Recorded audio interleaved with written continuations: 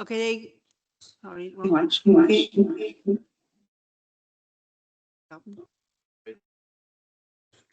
Hello. Okay, that's better. Okay, good evening, everybody, and welcome to the council meeting. The first item on the agenda is apologies for absence. Over to you, Mr. Evans. Thank you, Presiding Member. I have apologies from Councillors Kevin Griffiths, Mike Lewis, Graham Thomas and Andrew Williams. Any others? Yeah, I'd like to give Councillor Rob Stewart's apologies. No, he's going to he's present. He's presently. He's present. Okay, sorry.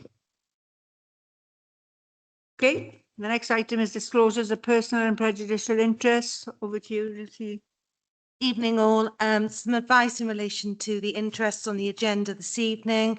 Agenda item 9 and 10. 9 being the Governance and Audit Committee and 10 being the membership of committees. If you are a member of such committees, then you do not need to declare an interest. Agenda item number 13, the notice of motion. If you are a member of the pension scheme, you do not need to declare an interest.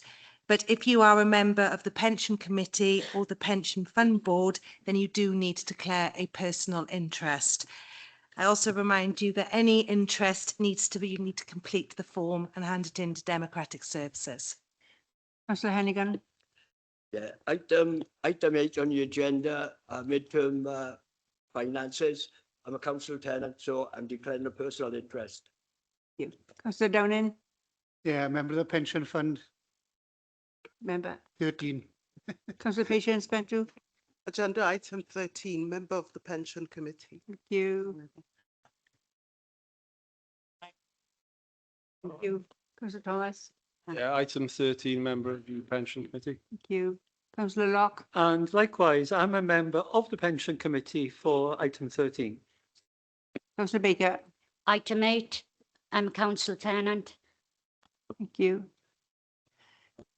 Anybody else? Oh, Councillor Mike White. Agenda number 8, my stepsister is a council tenant. Chairperson interest. Okay, is that it?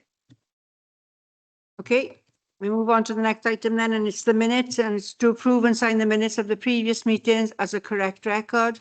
And they're on pages 1 to 6. I'll go through them one page at a time, and it's page 1, 2, 3, 4, 5, and 6. Okay, all okay? Thank you. Then we have the written responses to questions asked at the last ordinary meeting of council, and they're on pages 7 through to 12. Okay, and the next is the announcements of myself. And unfortunately, I'm starting with condolences. The first one is Dave Daycock, who was a former head of legal and a monitoring officer. It is with sadness that I inform you of the recent death. Dave was a former head of legal and monitoring with the council. The next one is I inform you of the recent death of Raymond Williams, who's the father of Councillor Andrew Williams. And the next one is it is sadness that I inform you of the recent death of the former Lord Mayor and former Councillor John Newbury. John was Lord Mayor from 2014 to 2015, and he served the community of Dunvant for approximately 27 years. So can I ask you all to stand as a mark of respect, please?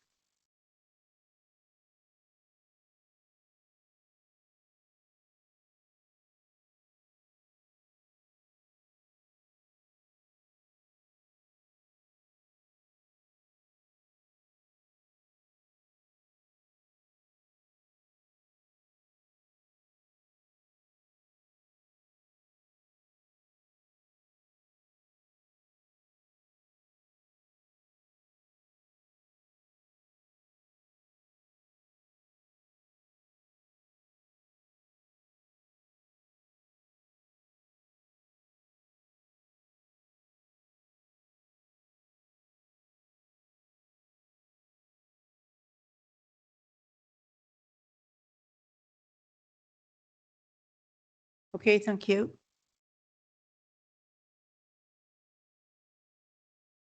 The next The next announcement is pleasing to see that those present wearing poppies at council this evening and the week leading up to Remembrance Day. And the next, can I call on Councillor David Hopkins, please, as the Deputy Leader of the Council? Thanks, Presiding Member.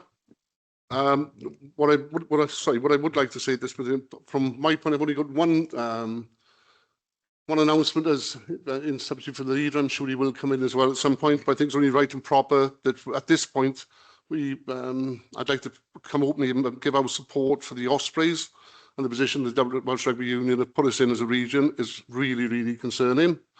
So what I would like to say, just wish to express some concerns with the Welsh Rugby Union decision to cut the number of professional regions to 3. The Ospreys are the only true region, and their contribution to communities and local rugby and the wider game is invaluable. And a vital Ospreys remain a vital part of the rugby in our region. So I think it's only a commitment we are. We're working very closely with the Ospreys, hopefully to continue their presence. But it is a real concern, and I know the leaders working very closely with the Ospreys to see what we can do. Thank you, Councillor Hopkins. Councillor Holly, sorry. Going to break this thing. Right. Thank you very much, President. Thank you for the opportunity to support what Councillor David Hopkins has said. When that stadium was built, it was built for the Swans, and it was also built for the Ospreys rugby. Disappointed that they left there, but you can see the WRU's rationale and the way they work in, but that doesn't help us in this region. We are, without doubt, the only regional rugby team. And I think the idea of stripping it to 3 is going to be a backward step. But thanks for that. But there's one other thing I would like, with your permission, to ask the Cabinet Member, as Andrew Stevens, to make a comment about the appalling weather we've had and the amount of comments that have been made about our drainage, not apart from uplands, of course. You know, the gullies and the uplands are perfect. But I think it's only right and proper that the Cabinet Member makes a comment about the terrible flooding that's operated, that's right, not just in Swansea, but right across South West Wales. And I think it's only proper that we have a statement here in this council that our staff have been doing a superb job. But if the Cabinet Member would like to say something. Yeah, thanks, Councillor Holly, and thanks for Presiding Member for let me speak. Yeah, no, certainly it's the last couple of days it's been, well, the day before yesterday when we had all that rain was absolutely torrential downpours. I mean, we've got over 40,000 drains in Swansea for the teams to keep on top of, and given the fact, you know, we've got November and a lot of lovely trees in Swansea as well, Presiding Member, and what you get then is a lot of leaf fall as well. But I can tell you firsthand, because the outstanding effort that our highways and drainage teams, the teams were called in, and I just want to put on my record my thanks to all of the staff that were on call all day. There was updates with comms throughout the night to ensure residents were kept safe, and that our drains were unblocked, and that the flooding was dealt with as soon as we could. And my hat goes off to them all, Chair. And you know, there's in terms of as Councillor Holly said, not just in Swansea but right across Wales in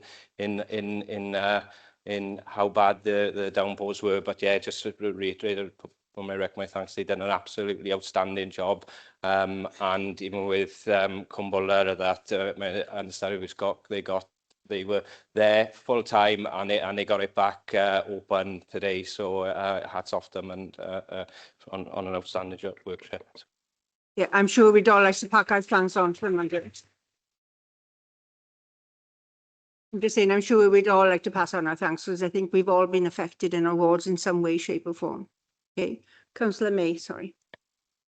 Thank you. I'd like to echo the comments, first of all, about the disappointment with the WRU decision. The Ospreys were obviously planning on moving with a well thought out plan to our dear St Helens in the Uplands ward.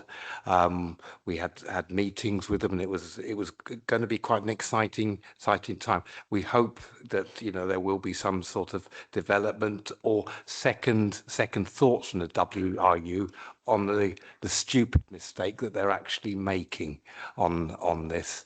And on the drains, I'd just like to echo the team. They are A1. They do a cracking job, as many of you know in this chamber. I see them at work in first hand, and their efforts over when we get downpours, roads will flood, but the well-maintained drains make sure it does dissipate within a couple of hours. So pass on my sort of heartfelt congratulations to your team, Cabinet Member.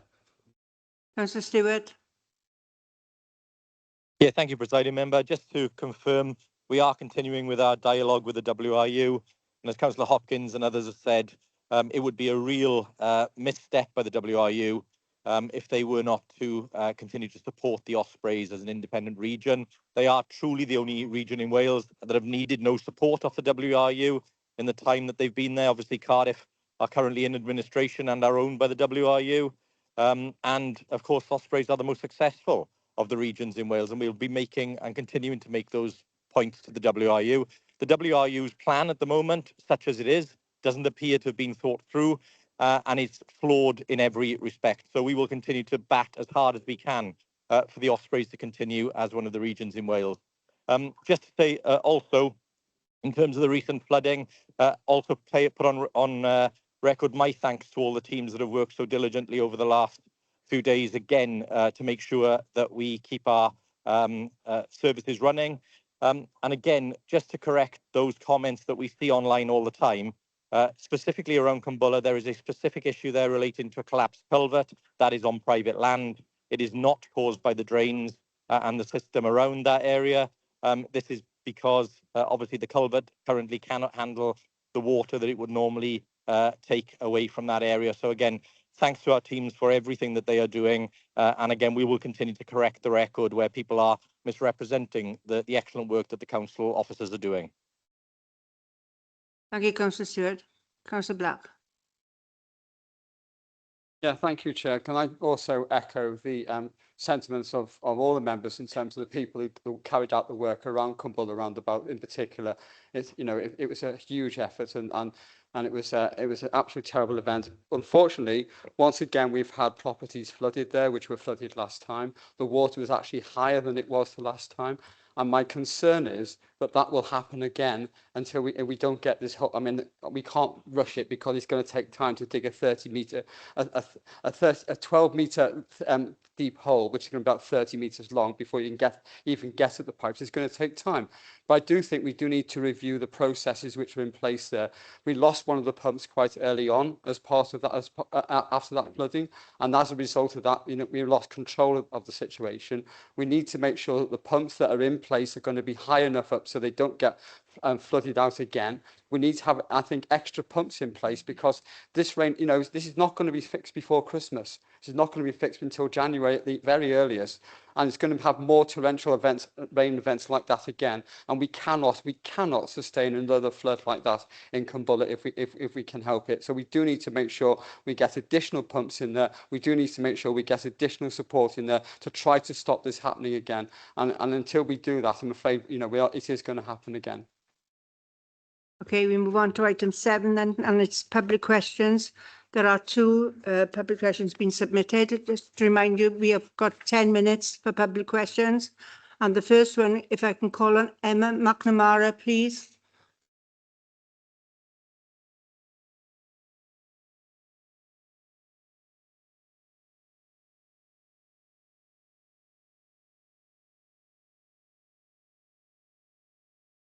Yeah. Good evening, Council. My name's Emma McNamara. I'm a former Labour councillor. I have a question for Council.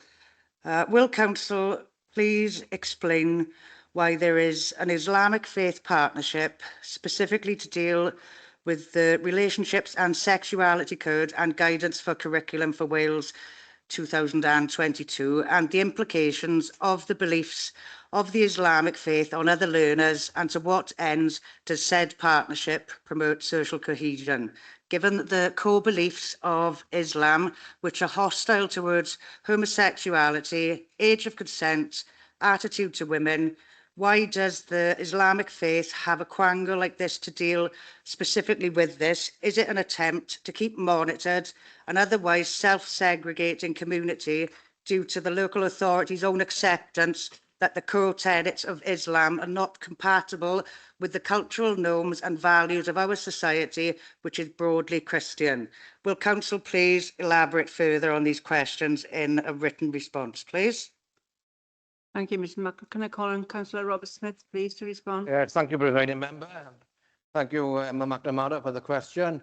We will provide a written response in due course, and thank you for the question. Okay, the next question is from Matthew James Crocker Roper.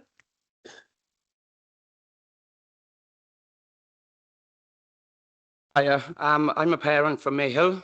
I'm currently here and Unite the Parents Swansea, which is a group on Facebook, and I wish to ask a question to full council in respect of the motion on social cohesion. Is it a commitment of Swansea Council, especially Rob Stewart, to promote social cohesion across all communities, given Councillor Stewart's comments on parents from Mayhill? Does Council believe it is socially cohesive to call parents racist for having views over the RVE curriculum delivery at Seaview School, whilst having entire partnerships with the Islamic faith community in Swansea to engage them in discussions regards the implications of the relationships and sexuality code and guidance for curriculum for Wales 2022? Would Council explain how central tenets of the Islamic faith are incompatible with the delivery of the code, example, the views on sexuality, age of consent, equal treatment of women? Call on Councillor Smith to respond, or is it Councillor Stewart who's going to respond? Councillor Stewart. Thank you, Presiding Member. Thank the gentleman for his question. I have to start by first referring to what Councillor Smith has said, and obviously part of that question does relate to what Councillor Smith has already committed for us to respond to in writing, so we'll include that as part of my response as well. But just on the specific point that the gentleman made around suggestions that I have in any way made a comment that parents would be racist, that is simply untrue and potentially defamatory. I have been clear that we should be, as councillors and as members of the community, always tolerant and trying to maintain social cohesion and support those values in our community. I will continue to do so. My interventions on Facebook, on social media and elsewhere have been to remind people of those values and to call out those who have been spreading misinformation or incorrect information on social media. Obviously, the council itself has also taken the step to correct misinformation where it's been posted and to put the facts of what has actually happened in our schools in the public domain.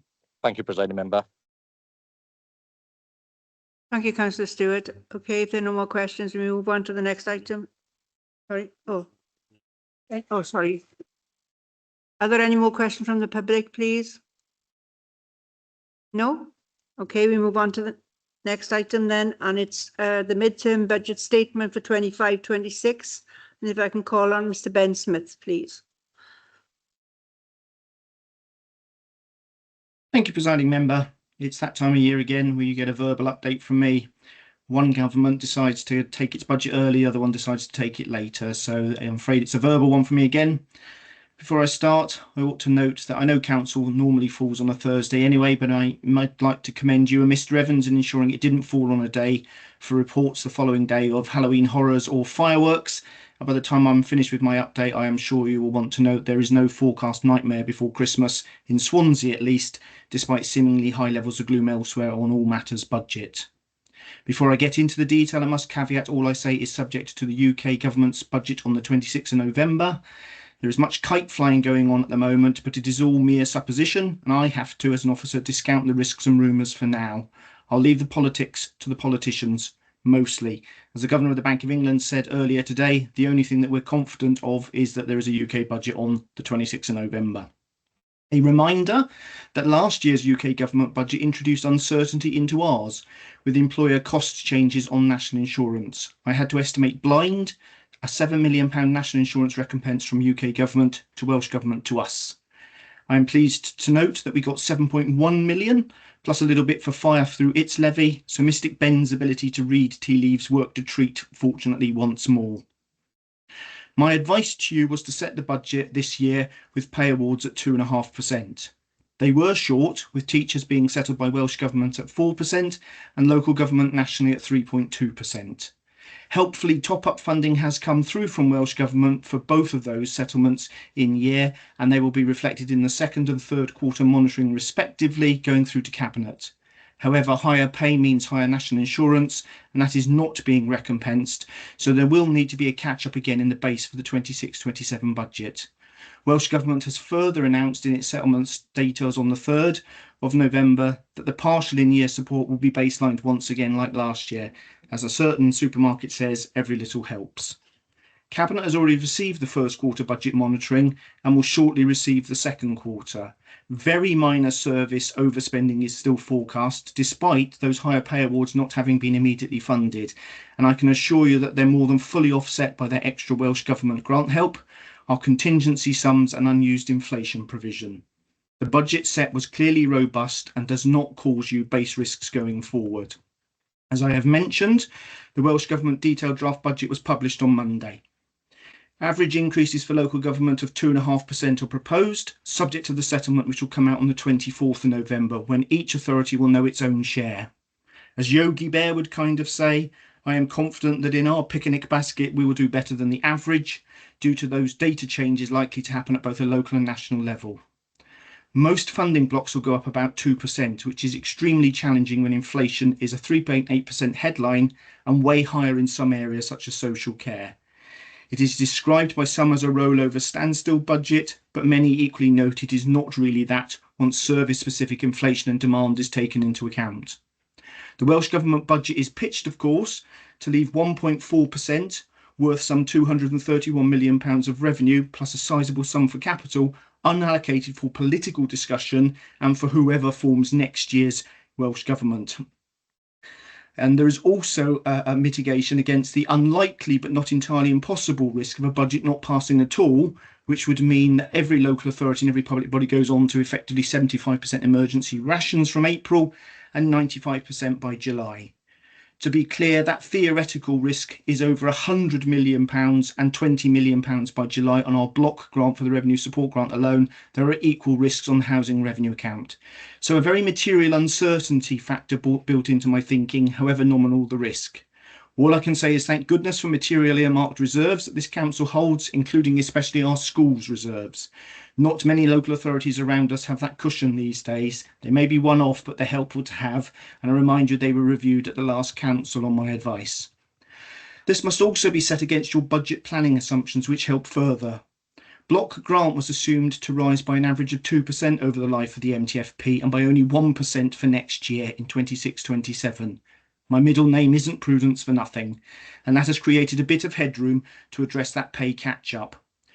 Your existing MTFP assumed pay rises of 2.5% for all staff, and I note the Welsh Government planning assumption explicitly states a figure of 2.2%.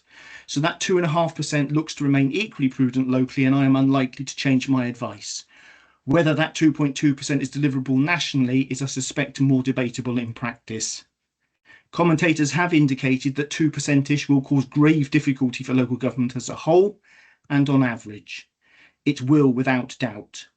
However, we control some of our own destiny, and it is a triennial revaluation year for the very more than fully funded local pension fund, and the results soon to be confirmed are nothing short of spectacular.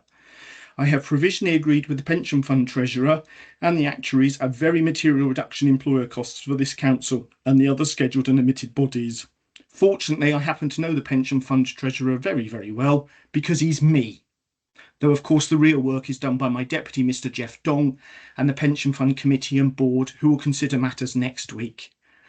Though rest assured, my advice to the fund is only for the interest of the refund. I remind you that I personally self-identify these days as both a pensioner and a working person, despite others' definitions, so I will continue to represent both camps fairly. Any gain to this employer and others is merely incidental to the decision, albeit very material to helping out our cause in the short term and medium term. For context, I currently expect us to be able to make more on the pension fund than is in the settlement proposed from Welsh Government at the moment. It is, as I often remark to my colleagues, handy having a £3.5 billion pension fund on the side of a £700 million council budget.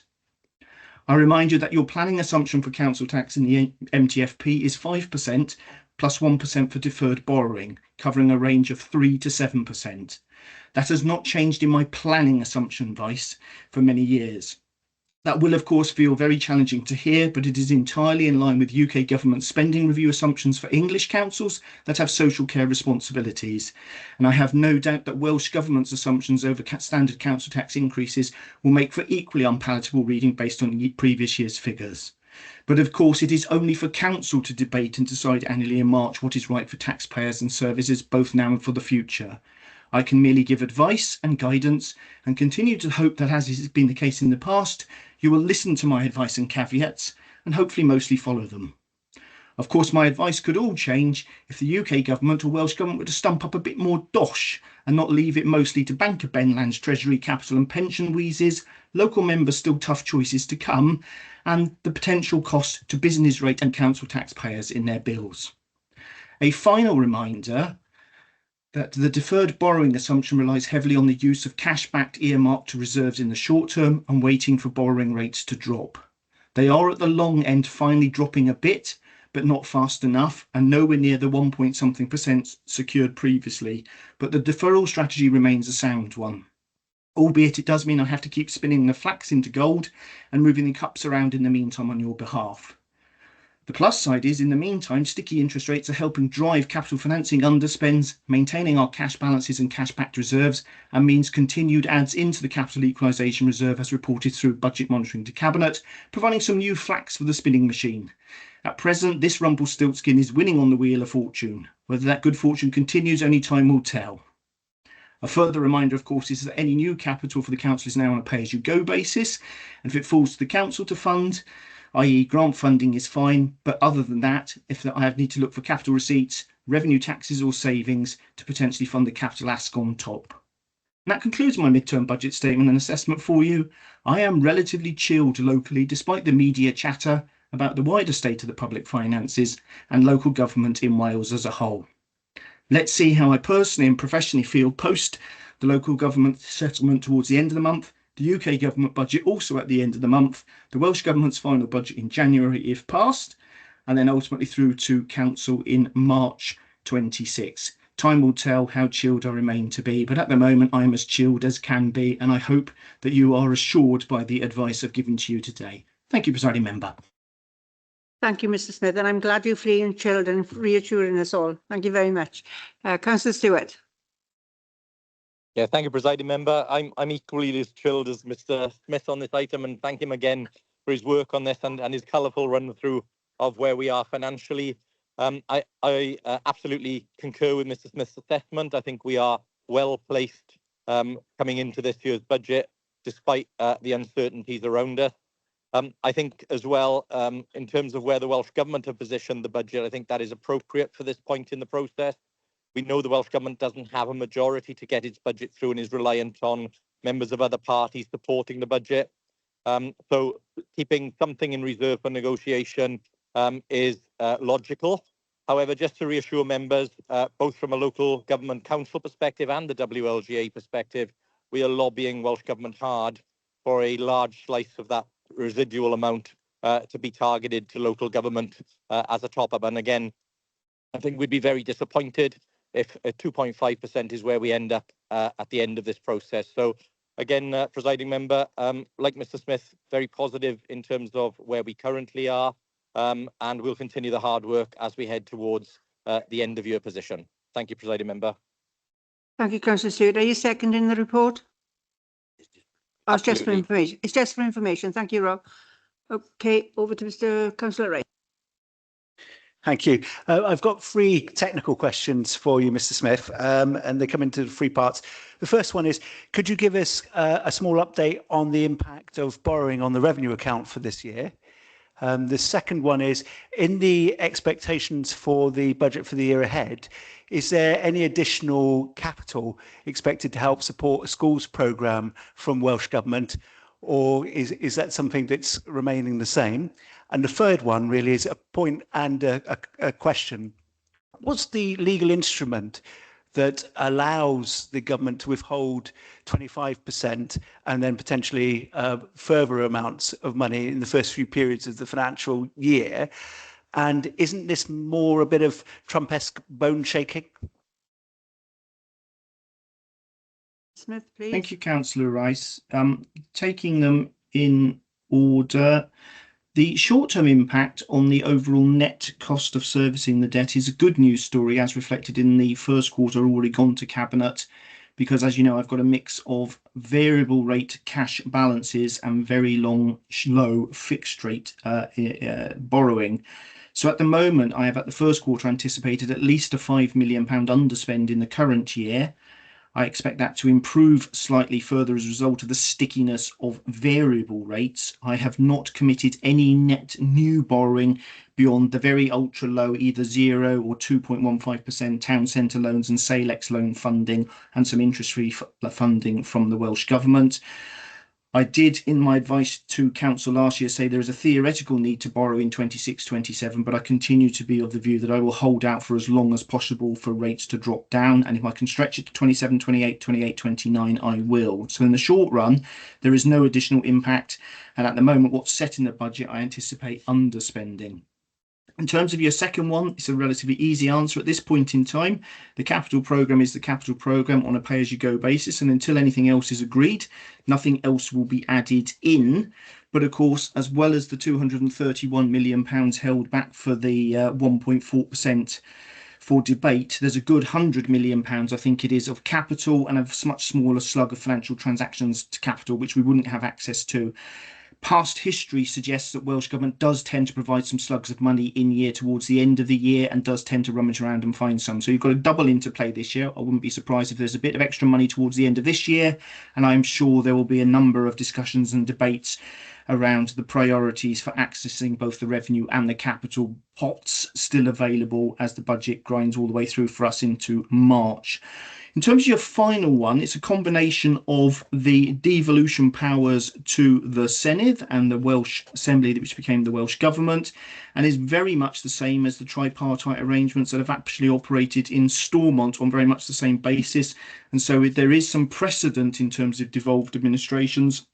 And the current devolution settlement and written into the Senate's standing orders is very, very clear. That is the legal instrument by which it is done, and exactly the same was done in Stormont in Northern Ireland. Until the Assembly there could pass a budget, all the money was retained by the Treasury and was not made available to the individual devolved administration's treasury. It does tend to be a cash flow matter, and I would expect full catch up in due course. But that's what drives it, and I think that's why there is more than just an element of bluster in it. There's a part of me that feels duty bound to mention it given its size, and also that there is some precedent given the position in Northern Ireland. But the noises of I see as a technical officer, albeit it'll be politics that will decide it, is that I think it's very, very unlikely, given the noises off made by all the parties in the current Senedd, that a budget would not be passed. It would be unfortunate to say the least. And of course, as I remarked in scrutiny the other day, new Senedd, new elections, new administration of whatever sort can always pass a supplemental budget in due course when the electoral maths is clearer post voting. So that's probably all I could say on that, Councillor Rice. I'm no absolute expert on the constitutional matters of the Welsh Government, but I think that's what drives the matters. Hope that gives you a sufficient enough answer, but it's at the boundaries of my technical knowledge beyond that. Okay, thank you, Mr. Smith, for a very comprehensive report. Okay, that was for information only. So we move on to the next item, and it's the size and membership of the Governance and Audit Committee. And call Mr. Evans, please. Thank you, Presiding Member. This report asks Council to consider reducing the membership of the Governance and Audit Committee to 9 members. That would be 6 councillors and 3 statutory co-opted members. The report outlines advantages and disadvantages of small and larger committees and the political impact of reducing the committee size. Comments? I'll answer any questions should you have any. Any questions from Mr. Evans, please? Councillor Hopkins? I'd like to formally move the recommendation. Okay. Can I have a seconder, please? Thank you. Any questions, Mr. Evans? No? Okay. The recommendation is that we, with effect from the 4th of December 25, the membership of the Governance and Audit Committee be reduced to 9 members, 6 councillors and 3 statutory co-opted lay members. Can I have a show of hands in support of the motion, please? Any against? Any abstentions? Okay, that's moved. Thank you very much. Okay, we move on to the next item then, and it's the membership of committees. If I'd like to call on Councillor Hopkins, please. Thank you, Presiding Member. I would like to submit the names are submitted, but also I've got an amendment on the Pensions Committee, delete Councillor Mike Lewis and Councillor Wendy Lewis. Councillor Wendy Lewis, and then on the South Wales Corporate Joint Committee, CGC Scrutiny Committee, delete Mike Lewis and Wendy Lewis and add Councillor Mai Baker and Councillor Di Jenkins. I'd so move. Okay, thank you. Any questions? No? Okay, the recommendation is that the amendments to the council's bodies outlined in paragraph 4 be approved. So can I have a show of hands in support, please? Any against? Any abstentions? Okay, that's carried. Thank you. And the next item is councillors' questions. And the first question is from, let me just find my right page. 21. The first question is from Councillor Chris Holly. Sorry. Thank you very much, Presiding Member. Can I thank the leader for the answer to the question? But it is quite clear from the answer that the question I asked has not really been answered. Because the question I asked is, have the members of this authority had an opportunity to debate and discuss any of these city deal projects? And the answer is no. We've seen presentations, we've seen reports to council, we've seen many other avenues where people have been engaged in scrutiny. But at the end of the day, council taxpayers are represented by the people in this chamber. And very few of you have had an opportunity to discuss the projects and actually debate those sub-projects and actually vote on them. So we know that the Joint Committee has done it because we've enabled the Joint Committee to, the members to go on it. But that doesn't take away from the fact that we are elected members. All of you who represent the whole of the city and all these millions of pounds that have been spent. So when you go back and you have your surgeries or your door knocking or whatever, and when people say to you, well, did you vote for that? You can't say you have, because we never had. I'll get to the question. Don't worry now, will you? Don't panic. The reality We've only got 30 minutes, Chris, okay? And I've got 10 questions. Presiding Member, I know you're a very generous, honest person. So Exactly, I know you're... but I am going to be strict, okay? Shut up, So... David. Anyway, that's the reality we haven't. I would like to ask the leader, back in 2016, there was a report to Cabinet, and in that Cabinet, and I paraphrase the fact that the leader and the Chief Executive, along with the Treasurer, would bring a report to Council about the effects of the borrowing requirements and any changes that would affect revenue. And I would ask the leader why that hasn't happened. Yeah. I believe Councillor Stewart has gone off the question. So, Councillor Hopkins, do you wish to respond, or you frightened him off, Chris?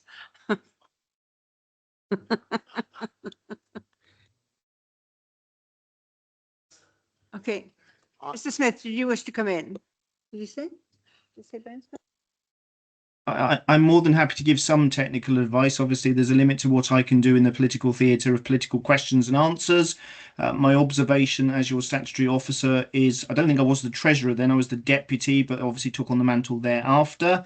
And clearly every budget that has been brought forward in due course has made arrangements for the amount that I estimated I needed to borrow, did borrow, as you've been bored rigid by me over the years, got very lucky and borrowed at extremely low rates. And some of the individual items as they were added to our capital programme for Swansea would of course been subject to individual decision reports on them. I think that's probably all I can say in terms of technical advice in terms of each individual item that was added to the FPR7 if it, by via the FPR7 route, if it wasn't already in the council's capital programme. The capital programme was approved by council each year and I have factored in the amounts that I needed to deliver the borrowing requirements, but that's probably the limit of what I can do because I'm very cognizant that this is meant to be political questions and answers, and I will probably not wish to say any more. That may mean that Councillor Holly requires further written follow-up questions to cover the political aspects of the question. Thank you, Presiding Member. Thank you, Mr. Smith. Councillor Hopkins. I could add the fact that the FPR7s that go to Cabinet just go to Cabinet. They don't come here. And that is part of the issue I'm getting at. Is that, yes, by all means, when Tony Blair decided to modernise local government, he brought in the cabinet system, fair enough. But at the same time, there's 70 of us in here, many, sorry, the 75, but there are many on the cabinet. But the other members should have an opportunity to have done that. But I take the fact that what Mr. Smith is saying, the FPR7s go to cabinet and it's in the budget. But I would ask Mr. Smith, if we in the budget forum, if we, in the budget minutes, budget council meeting, if we suggested moving 10 or 20 million pounds, he would have a fit. He would turn around and say, you can't do that. You can only move a million, maybe that. So the reality is, we've never had that opportunity. Thank you. Okay. If I may, if appropriate, Presiding Member, just come back in very briefly.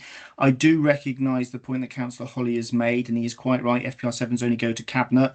Obviously, each annual budget does come through to Council, so there is some opportunity for debate. He would be right that if there were new proposals that cost very large sums of money, I would indeed be a very stroppy treasurer. The one mitigation is that when the original report came through and the assumptions I made on borrowing, I made sure that it was written down and I gave the sternest advice possible to Cabinet and Council at the time as to the ramifications of the borrowing, and I built it in at that point in time. But I otherwise recognise the points that Councillor Holly has made, and I trust you didn't mind me continuing the debate because I am conscious time is against you, Presiding Member. No problem at all. Thank you, Mr. Smith. Councillor Hopkins, did you wish to respond to anything, or are you okay? Okay. We move on to the next question then, and it's from Councillor Wendy Lewis. No supplementaries, thank you. Thank you. The next question is from Councillor Will Thomas. Yeah, no supplementaries, thanks. The next question is from Councillor Peter May or Councillor Rice. Councillor Rice in first, and I might come in later. Thank you. Thank you, Leader, for your response to our question. I have a couple of supplementary questions to follow up on this. Firstly, can you give a commitment that you're not going to look for any more borrowing in the next few months, so certainly in the lead up to the Senate elections? And in terms of that, can you give me assurance as well about the level of additional costs for some of the projects that have already been announced and haven't been completed, that won't lead to any high cost borrowing or any impact on the long-term sort of financial sustainability of borrowing within the council? And a final question is, can you please assure us that there won't be a parade of new announcements of new borrowing or new projects in the lead up for the next 6 months? Councillor May, do you want to ask something as well? Is Councillor Stewart going to give us a written answer to I these? I presume he would, unless Councillor Hopkins can answer, because I think It'd probably be safe for a written answer, I should think. Okay. Yeah. Okay. My question is bearing in mind that the leader is beneficial, that the leader has clearly signalled his intent to leave this council, all going well for him in 6 months' time. Are there any transition arrangements in place to delegate the finance portfolio and the leadership portfolio? And I'll accept a written one on that. I think Councillor Stewart has come back online. So Councillor Stewart, do you wish to respond, please? Sorry, Chair, I got slight connection issues, but I can hear you now. I think the end of the question was around transition arrangements, etc. I think Councillor May is being a bit premature. Everything remains the same for the foreseeable future, and obviously, should anything change at next year's Senedd elections, then obviously a transition would take place.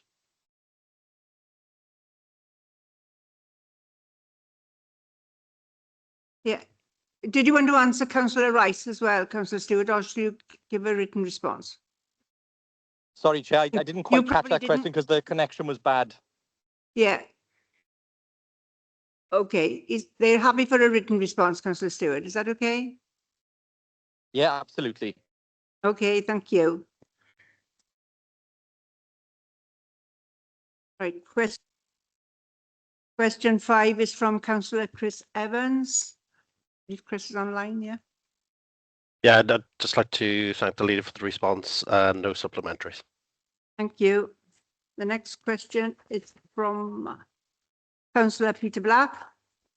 Yeah, thank you, Chair. It's a follow-up question. Could the leader, whoever's answering this question, please confirm, first of all, that this Pride in Place funding is coming in equal instalments over 10 years, as opposed to £20 million up front? Can you confirm when you expect to receive the first instalment? And can you confirm what mechanism will be used to actually confirm how that money will be spent, and what consultation will be made with all the communities and the councillors representing those communities around Swansea who will hopefully benefit from that funding? Thank you. Mr. Hopkins. Yeah, thanks, Councillor Black. What I will say, yes, we are working towards that. We are looking at the fabrics of how that fund can work. We are still waiting for further information when it will arrive. But obviously, once we get the dynamics of how it works, we got a very good working relationship at the moment with Regeneration Swansea, and I think we should try to mirror that and use that as well on the wider community base as well. So once we got further details, I will circulate them for the full council. Mr. Smith. Presiding member, I may be able to assist slightly, not fully answer it, but as timing would be, a letter has come in this afternoon regarding it, and the 20 million is over 10 years. It's a very short letter. I can't fully answer it, but I just could at least address that part. And to be fair to Councillor Hopkins, he wouldn't be aware of that because it's only come in to the leader's office literally this afternoon, just before council. There's not a huge amount in it. There are some terms and conditions at a very high level, but we will be digesting it in due course. But I thought it was helpful to at least answer that bit because I've got the first bit of paper in my paws, so to speak. Thank you, Mr. Smith. Councillor Rice. Thank you. Follow-up question on this one is a part technical question as well. My understanding of how the fund has been allocated in England is it's had to be on a very, very small basis, in the sense that it's on a ward level basis and only one ward is chosen. So, for example, if there's an allocation to Swansea, there would be one ward. So just to reiterate the question from Councillor Black, can we please be assured that there will be a full consultation process about how that ward, if it has to be that way, will be chosen? So again, very briefly, if you allow me to come in, presiding member, I won't answer all the questions on behalf of members, but I'm just conscious that the paper has come in and we've yet fully to digest it. The phrasing is it refers to there must be one contiguous area. I do not read that as having to be specifically a ward, but there is a need for it to be a combined area, and there are a number of other parameters. I won't go into all the details and provide a running commentary, literally because the letter has come in today, but I thought it was helpful for me to give some advice, given I had sight of something just before council.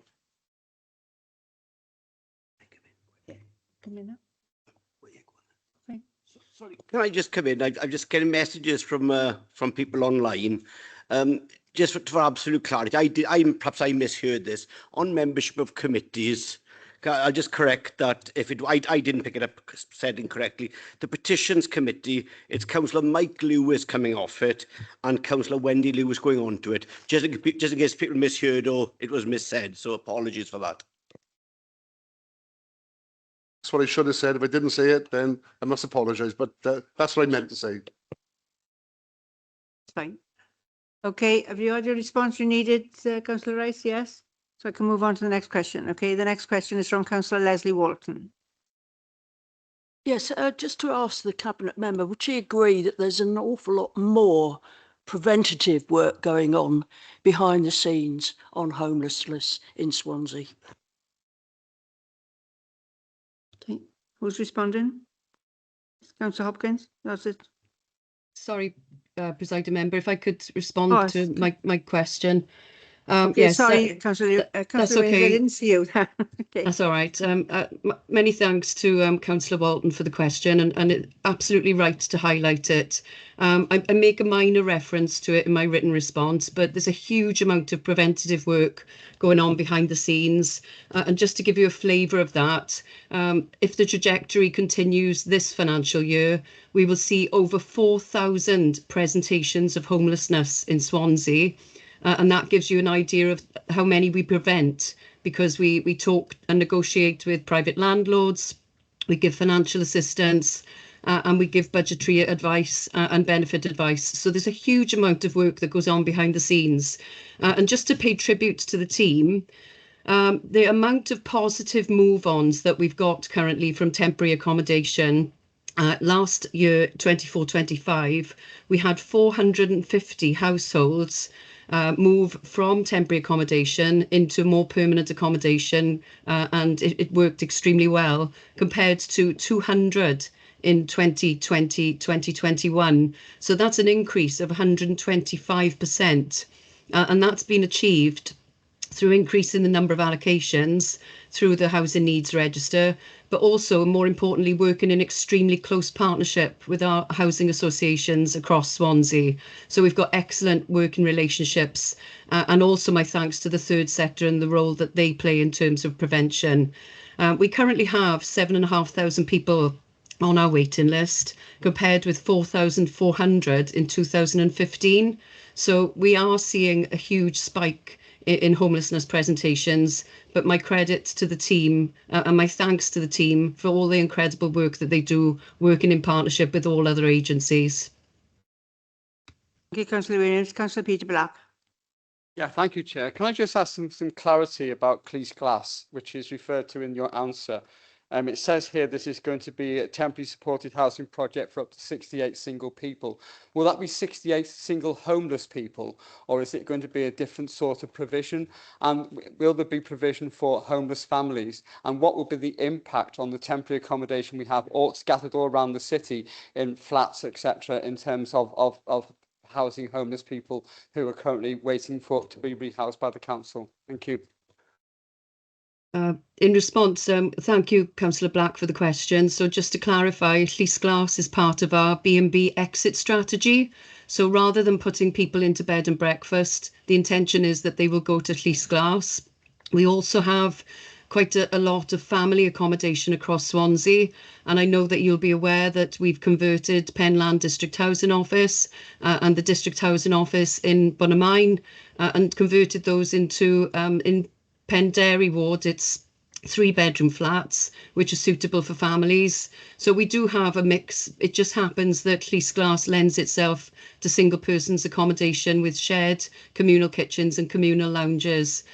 So that's by the very nature of the accommodation. That's coming online in December, and as is stated in my response, that will have 24/7 support.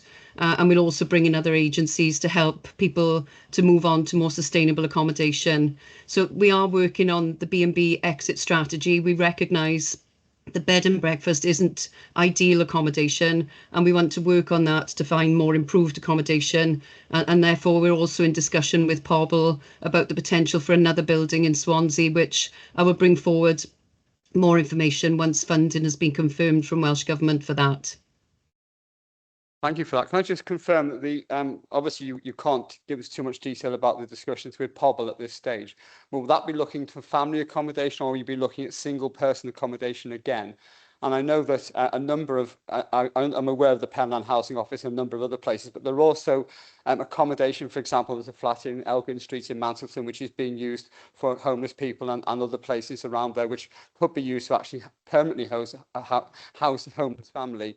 So, you know, we do need to make sure we do try to consolidate the accommodation for homeless families as well. Yes, I completely agree. You know, we are very keen to make sure that families don't go into bed and breakfast and then they have a more suitable accommodation. And in terms of using that as a more permanent residence, when we do see a decline, hopefully, in the numbers of homelessness, then we will look at reverting our accommodation back to more permanent solutions. And in terms of the building that I'm unable to mention, I can confirm that would be for single people. Because it is purpose-built student accommodation, and therefore by its very nature it lends itself to single person accommodation. But just to remark that we do have an increase in single people presenting as homeless, so there is a demand for that. Okay, thank you. The next question is from Councillor Chris Holly. Councillor Holly, are you awake? And that's okay, I forgive you. Thank you. Thank you. And the next question is from Councillor Mike White.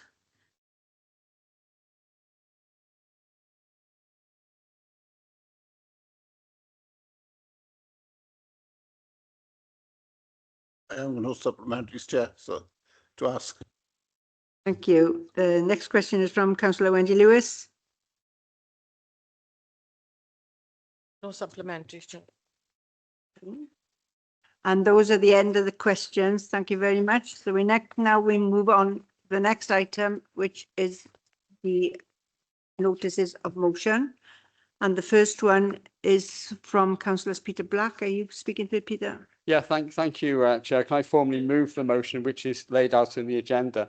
I just wanted to start by drawing attention to one particular paragraph in that motion, which is this council recognises our role in fostering socially cohesive communities where everyone, regardless of background, is able to live safely, free from discrimination and abuse, contributing to their community and in mutually beneficial relationship with their neighbours. For me, that is a basic tenet of my political beliefs and my principal core, and I think that is something which I would hope that the council will endorse as part of this motion. There are a number of issues which are in the resolves here in terms of misinformation, but I think the concern, I think, in bringing this motion is the amount of misinformation that is out there and the amount of misleading misinformation, which is fostering tensions within communities, not just against so-called illegal immigrants, but also people who've been settled in those communities for some considerable time. People who may not have been born in the UK but may have refugee status. People whose families have been in the UK for many generations but are still not originally of a UK origin. And those families are finding, I think, increasing stress and tension as a result of this misinformation, that they feel that they're under pressure, that there is discrimination against them in the communities, and people actively questioning. It's not as bad as Trump's America, I have to say, but I think it certainly is getting bad, where people are starting to question people's status and question people's right to not just to live in communities, but to practice their religion, to practice their day-to-day lives. And I think that is something which I think we as a council have a moral imperative, a duty, if you like, to counter at every possible instance, to respond to that misinformation, to reply to it and say, this is not the case. This is not where we stand as a council, and that we embrace everybody in this city. We have it's only a small minority of non-British citizens in this city, but this is an important one. We are in a diverse, multicultural, multi-faith city, and we need to say that we to embrace that, to say that is important to us, and that we need to hold on to that, I think. And as a And I think we also have a role as councillors to speak out on this. It's not just as a council, that wherever we see that, we should be saying, hold on a second, this is not right, that this is not the correct information, that you need to understand that this is thing. Now, I've been reading quite a lot of social media in the last couple of days, mostly the fact that half my ward is underwater. But a number of those comments refer to the flags which are going up, which, you know, people are perfectly correct in expressing their views on their nationality and saying we are Welsh and we're proud of it, we are British and we're proud of it. But there is also another agenda behind those flags as well, implying that we're British and other people are not British, and that is not right. Now, I don't know whether the council's been taking down those flags or whether some of them have disappeared, or whether we should be taking down those flags, but we should be making it clear that it's not just us because we happen to be a particular race or born in this country who are British, but everybody in this country who is a citizen of this country is also British, is also Welsh, and is also proud of it. And we need to say that is how where this council stands on this particular issue. So I hope, Chair, that we support this motion that unanimously, because I think we as a council need to send that message to the community that we stand behind everybody who feels under pressure, who feels discriminated against because of that misinformation which is going out there. And they have a right to be in this city. They have a right, they are equal citizens in this city with a right to practice their faith, with a right to be employed in this city and to work in this city and to be part of the communities which make up this city. We are one community. Let's embrace that. Thank you, Chair. Councillor. Councillor.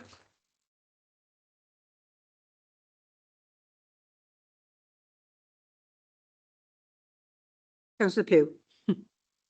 Alison, sorry, giving you the wrong name. Sorry. I still say it as well, so you're all right. So if you'll indulge me, because my ear is full of water, so I really struggled to. You're not struggling with the floods as well in your head, are you? We're out in the rain. So I'm very sorry, but just indulge me. Anyway, very happy to second this motion. And just the victim support in Wales reported a 12.6% increase in hate crimes and their referrals, and over 50% of them are related to race.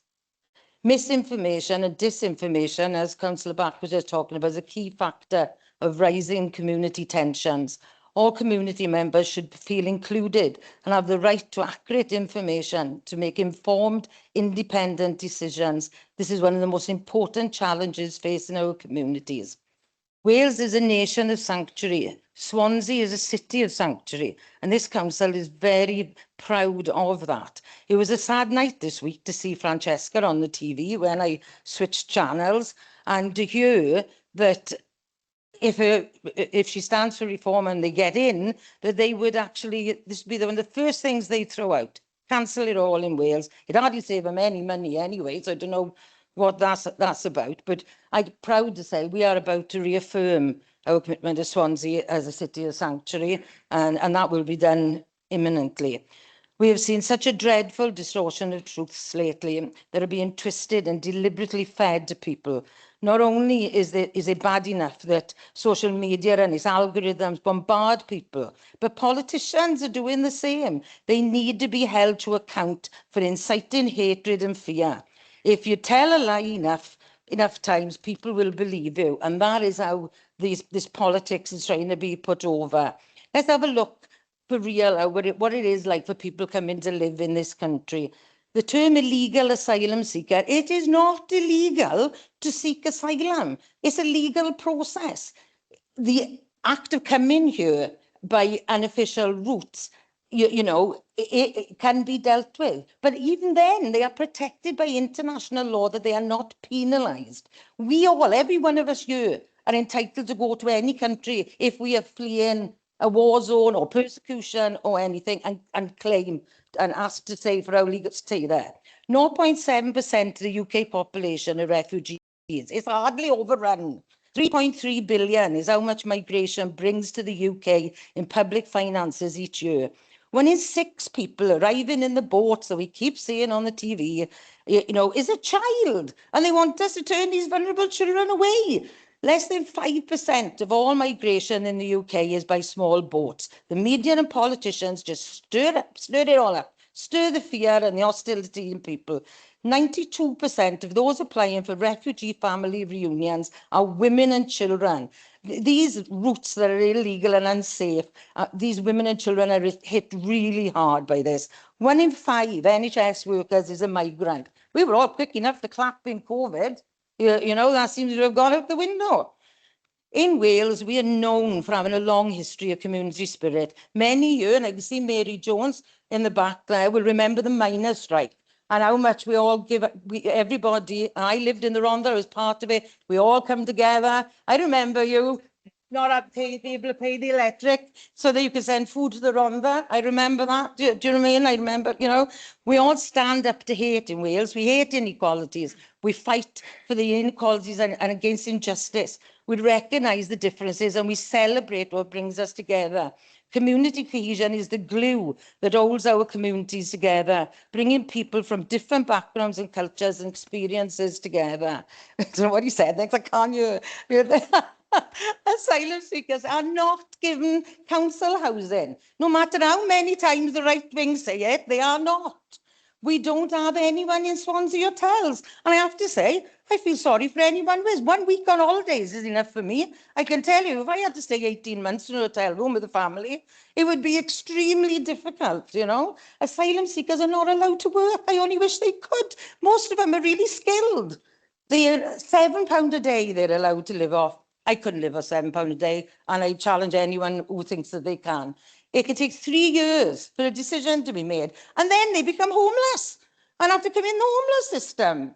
We treat them brilliantly. All this false information is deliberate. It's done tactfully. It is done to target people who are feeling the pain of poverty and looking for other options and fed up and frustrated. So again, I say to you, a lie told enough times will believe it. And to end on this, presiding member, and thank you for indulging me, I was in Swansea prison only a matter of a few weeks ago, and I went into one of the education courses in there, and fair play to this guy teaching it. He had a difficult time, but he was challenging conspiracy theories, and they were talking about Kennedy, the moon landing, you know, it was all going on. So you get into the conversation, and it was about misinformation, disinformation, you know. And I spoke about the all the protests going on inside the hotel in Landred Major at the time, and they were saying it was refugees. Come here, they come, not refugees, asylum seekers. Come here, the rapists, murderers, all these things. I said, there's no one asylum seeker in that hotel.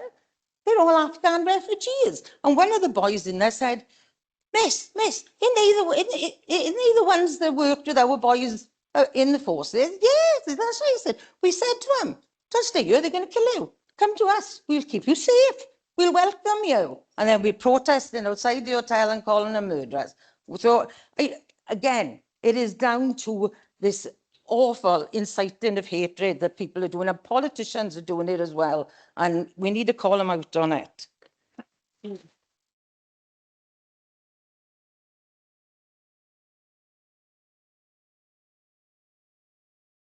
Yes. Okay, then.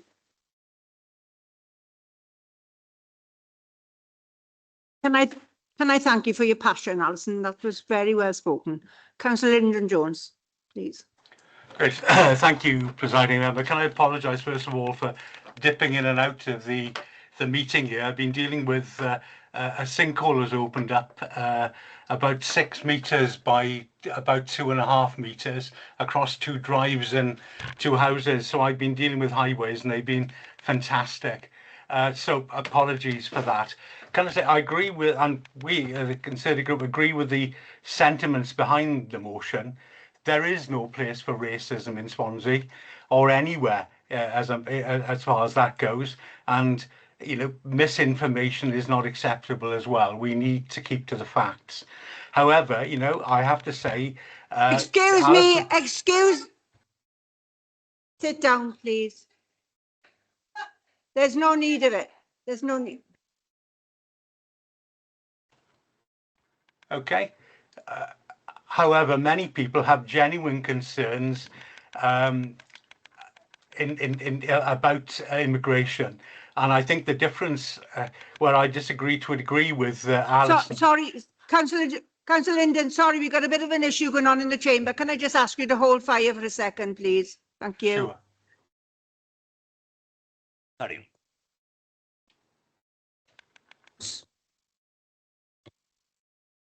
Okay, sorry, Councillor Linden, there was a bit of an issue here, so can I ask you to start again, please, because we didn't catch what you said. From the start or from No, just from the... that line? Yeah, that bit. Yeah, I was obviously listening to what Alison said, and I think people genuinely have concerns about the difference between legal and illegal immigration.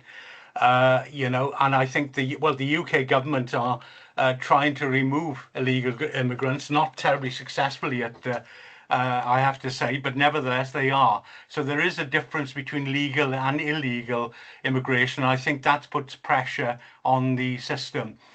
Communities in my lifetime have changed, and I think I've spoken to Robert Smith about this. When I was in Gorsinan Primary School, I always remember the head coming in and bringing this young lad with him, and he said, "Can you make this boy welcome? He's from England." And we all looked around the room, we couldn't believe it, but nowadays, and I even look at my friends, and I've got friends from all nationalities, and I value their friendship and what they stand for. It's great to have them, and decency costs us nothing, and I think it is really important that we give that welcome. However, I am concerned about the money spent by the Welsh Government on the nation of sanctuary. It's about 55 million, I believe, but I think it could be better spent on health to benefit everyone, including people who've come to this country. We have a crisis in the NHS, as we know, and you are 500 times more likely to wait more than 2 years in Wales than in England for treatment. And so therefore that money, we believe, could be better spent on that.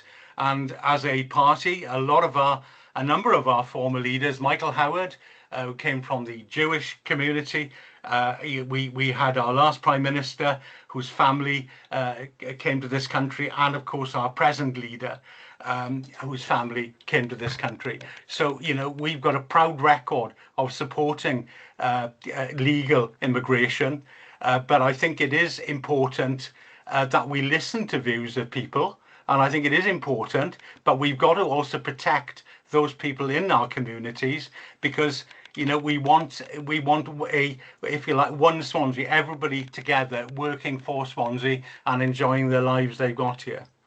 Thank you. Thank you, Councillor Jones. I got Councillor Patience Bentu. Advice not given, but I'm very happy to declare personal interest as an immigrant member of this council in supporting the motion to counter misinformation and the spread of hate in Swansea, a city that proudly identifies as a sanctuary. We must recognize the vital contributions of immigrants to our community and economy in Wales.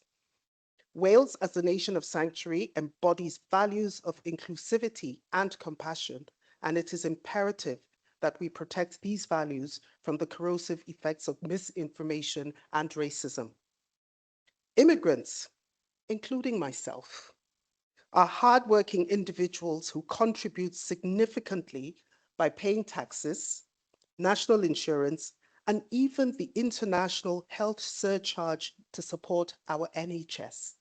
And this is a fee that working immigrants pay to the Home Office in thousands every time they apply to extend their leave to remain and right to work. So the dedication of immigrants not only helps sustain our public services, but also enriches our cultural landscape, fostering diversity that benefits us all. And as a councillor of the most diverse ward in Swansea, I am a witness to this. Additionally, those of us immigrants with no recourse to public funds navigate significant challenges, yet continue to contribute to society in meaningful ways. Our resilience and commitment exemplify the spirit of community we aim to uphold in Swansea and across Wales. This motion acknowledges and celebrates these contributions.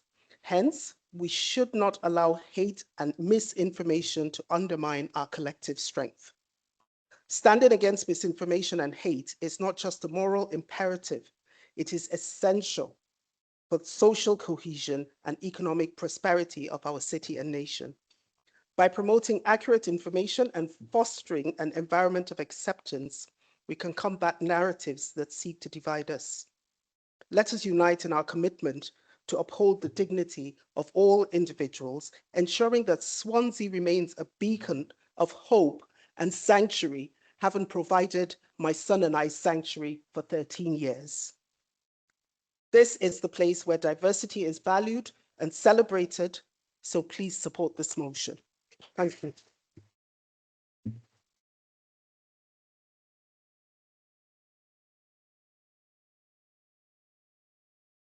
Councillor O'Connor, sorry. Thank you, Chair. I fully support this motion myself. I wouldn't mind Councillor Black just repeating what you said about the flags, please. 'Cause I don't know whether I misheard what you said as a person that, with the Welsh and the British flags. I'm asking you to clarify what you said. I'm not sure if I heard that bit correctly over here.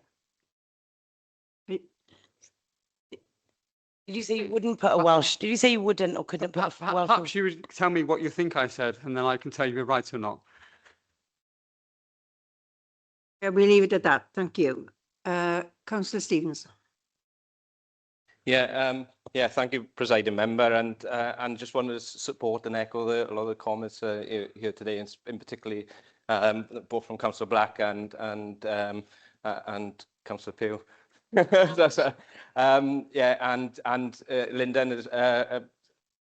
let me know if you need any residents need any issues with that sinkhole. But no, in all seriousness, presiding member, in Swansea we've always been a city of welcome. We're a city shaped by people coming together, working hard, and building a better life. From copper workers who made this city famous, so if you like me from a rural area, I would say the farmers, or to the NHS staff and carers who keep it going today. Swansea has always been stronger because of its diversity, and that's something we should be proud of. It's part of who we are, and it's part of what makes us Swansea. But in recent months, we've seen more misinformation spread. It feeds fear, divides communities, and makes people question their neighbours. It creates real anxiety for families from ethnic minority backgrounds who've lived here for generations.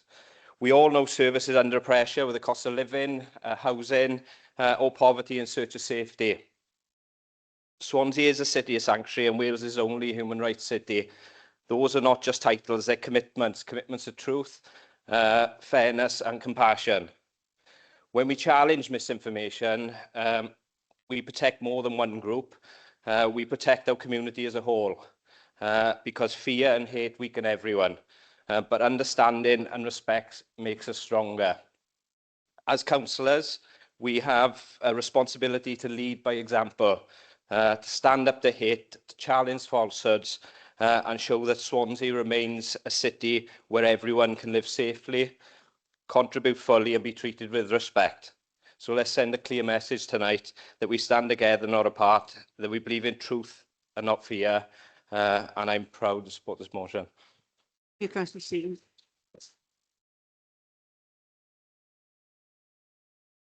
Councillor Fogarty.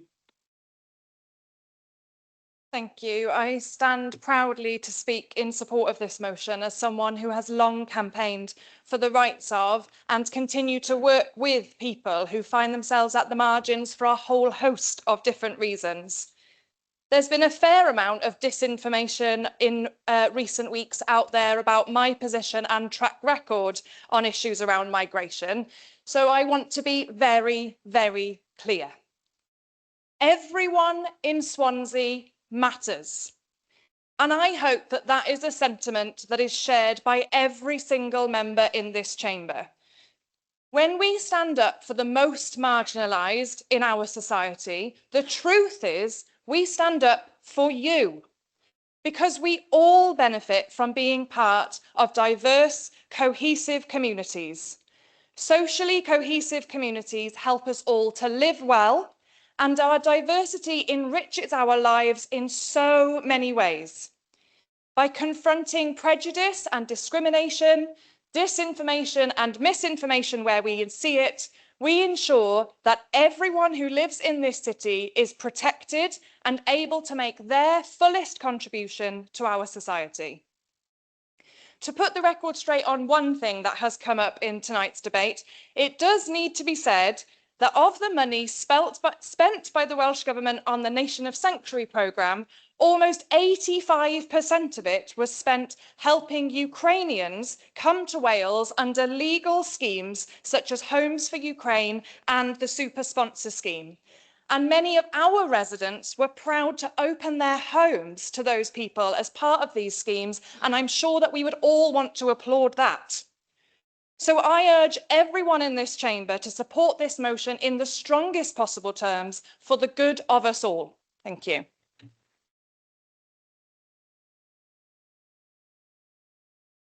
Councillor Gwilliam, please.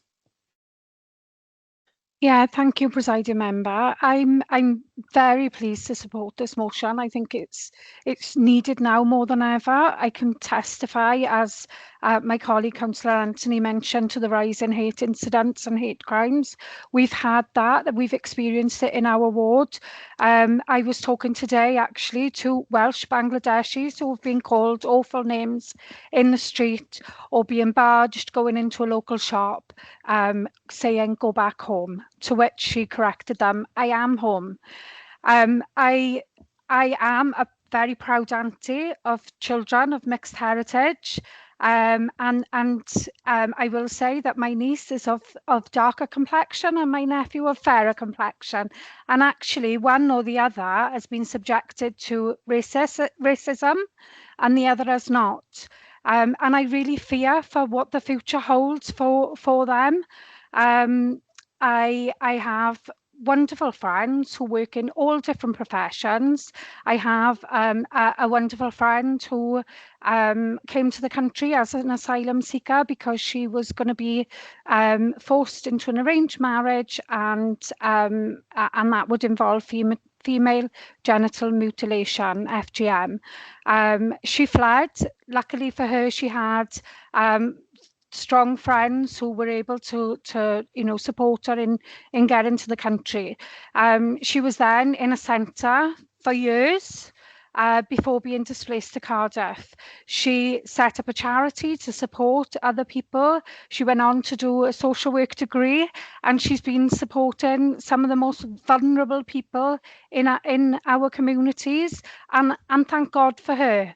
I run voluntarily a youth club in the ward, and I can tell you that one of the volunteers, her son had to have a liver transplant as a 2-year-old, and the doctor who treated him and actually saved his life was not originally from this country, but is saving lives on a daily basis in this country, and I'm sure that nobody would turn down that if they were faced with that emergency situation.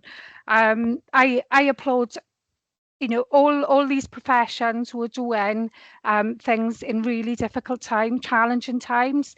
We've experienced it in our A&E department where nurses, healthcare support workers, doctors have been called terrible names, have been subjected to violent incidents as well, and just for doing their job. We all have a duty and a role to play in this, and we all must challenge this really seriously. It's abhorrent that this is happening in today's society. Something that was mentioned. Can I ask you to be quick. Come to a conclusion, please? Yeah, Thank sorry. Something that was mentioned in the question actually by a member of the public was around segregation, and I would argue that, do we make people feel welcome? Are we all playing that role? Are we talking to them and inviting them and making them feel welcome in our communities? One other thing, sorry, just quickly, is this rhetoric around us being a Christian country. Well, the last time I checked, Christian values were love thy neighbour, be a good Samaritan, to be charitable, to feed others who can't feed themselves with compassion. And I would argue that that's not something that's happening by my colleague that's probably sitting in the chamber from Mumbles Ward. So thank you.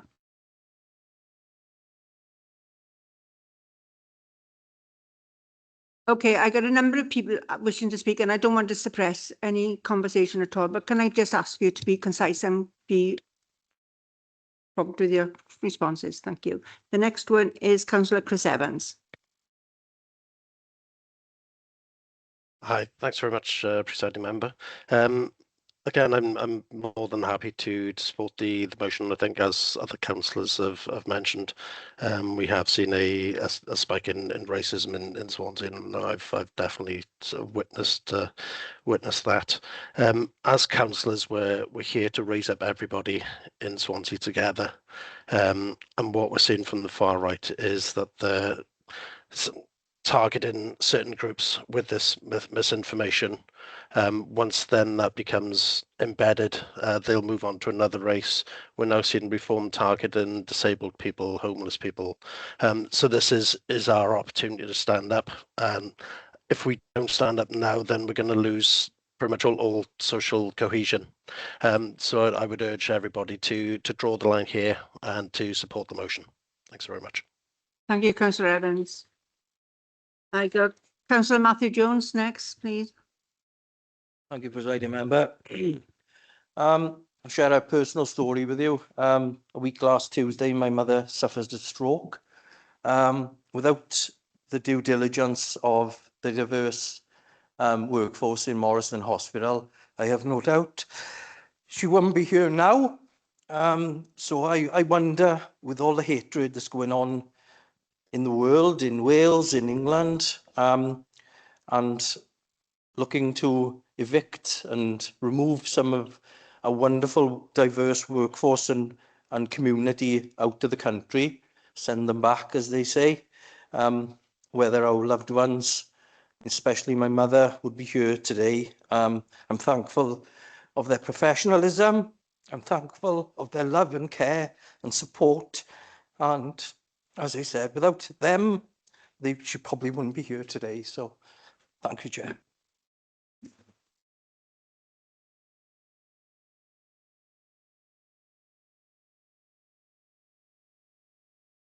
Our thoughts are with you, Matthew, and wish you all the best. Okay, I got Councillor Kerry Evans, please.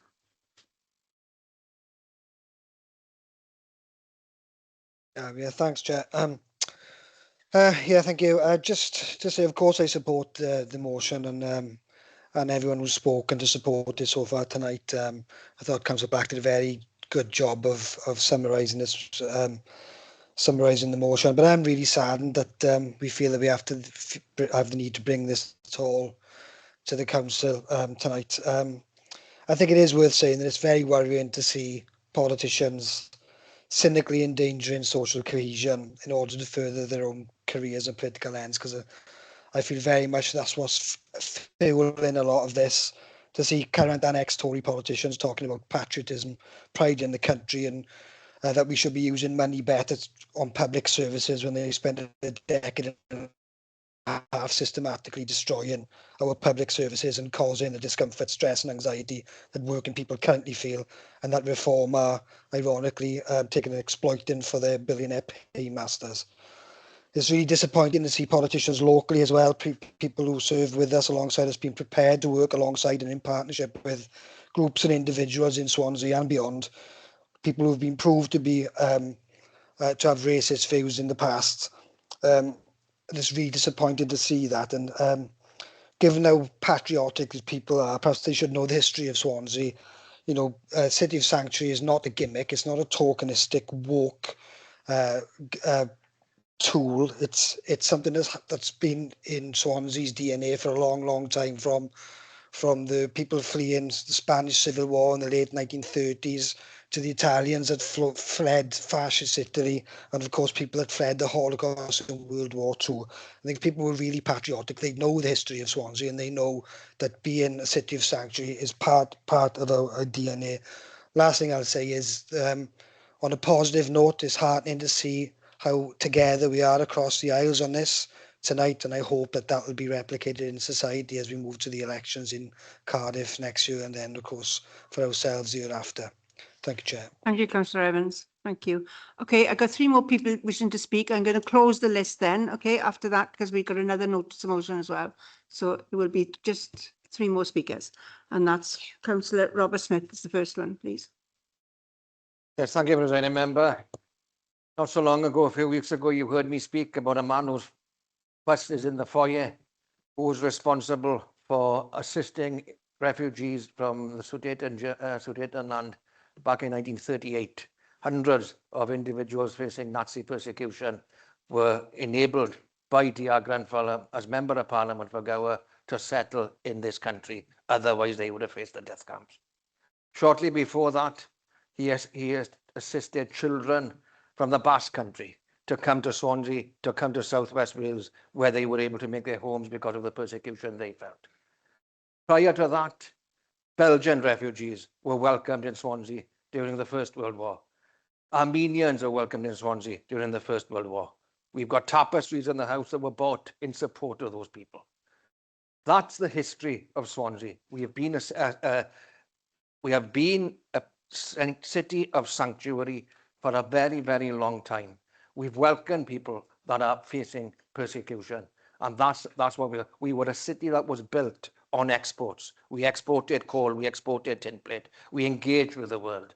That's the history of Swansea. And let's be proud of it and let's support this motion tonight.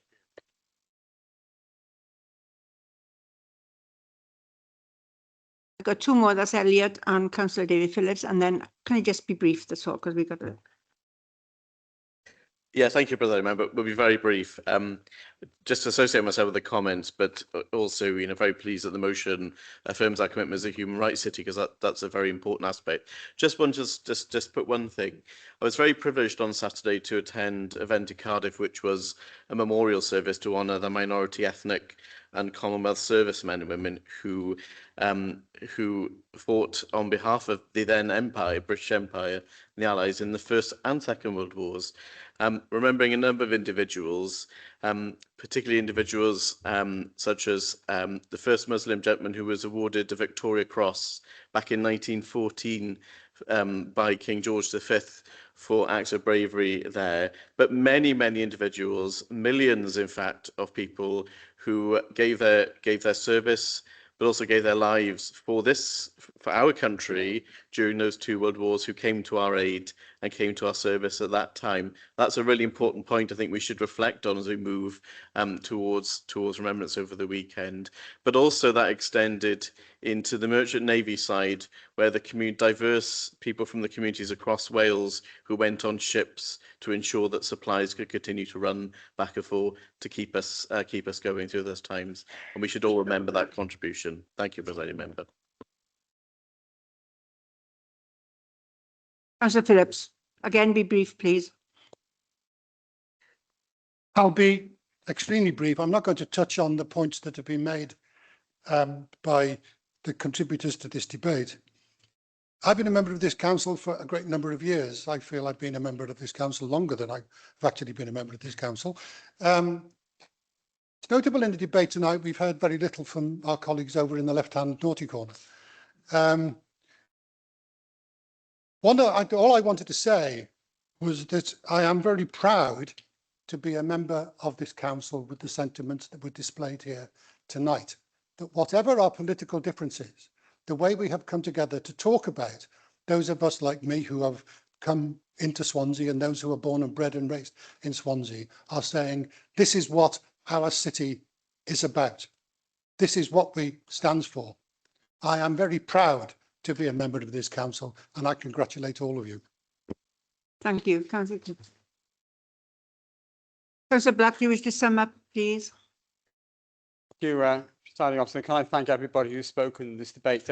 Listening to Matthew, I was thinking that my mother's 91 years old next month. She has carers coming in 4 times a day to look after her.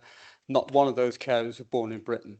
She fell and broke her wrist not so long ago. She went into hospital. She was there for some time because she couldn't support herself at home. And a lot of the people who were caring for her there, many of them were not from Britain either. They came from other countries to help this. And the point is, of course, that our whole care service, our whole health service is dependent on people coming to this country to work. The birth rate in this country is declining, whereas the birth rate elsewhere is going up. We depend on immigrants to deliver our health, deliver our care, to deliver important aspects of our economy, as we have done for decades. And that is why those people who come to this country to do that work, that valuable work, are such an important part of our society, such an important part of our community, because they help make that community tick, they help keep it together, they provide the care and support that we need to live and continue to living in comfort and in what is effectively quite a comfortable first world country, and we have to recognise that. So I say, presiding officer, that this cohesion which we're talking about here is about all of us. It's about all those people who support us in all aspects of our life, wherever they come from, and that without them, without those people being here, we could not survive as a country, we could not survive as a community. And I think that's important to note that as part of this motion. Thank you very much. Presiding member, we would like to call for a name vote on this very important topic.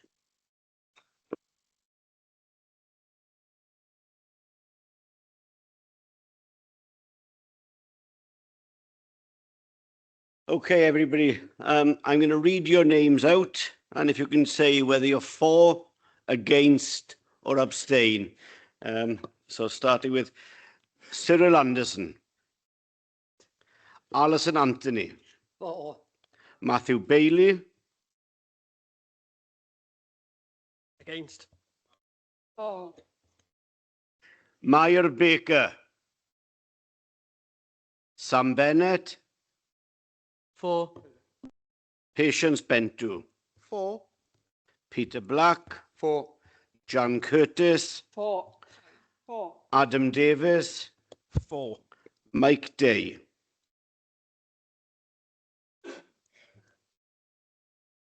He's gone, okay. Phil Downing, For. Ryland Doyle, Mike Dirk, For. Kerry Evans, For. Chris Evans, For. Mandy Evans, For. Tony Fitzgerald, Rebecca Fogarty, For. Nicola Furlong, For. Louise Gibbard, For. Fiona Gordon, For. Kevin Griffiths, Hayley Gwilliam, For. Joe Hale, For. Terry Hennigan, Victoria Holland, For. Chris Holly, For. Paxton Hood Williams, Beverly Hopkins, David Hopkins, For. Linda James. Yeah. Online. I'll try it again. Linda James. No. She is there. Okay. Oliver James.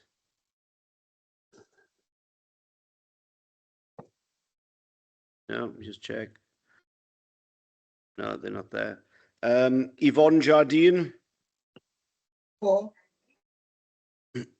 Alan Jeffrey. For. Di Jenkins. For. Jeff Jones. Lyndon Jones. For. Mary Jones. For. Matthew Jones. Susan Jones. For. Sandra Joy. For.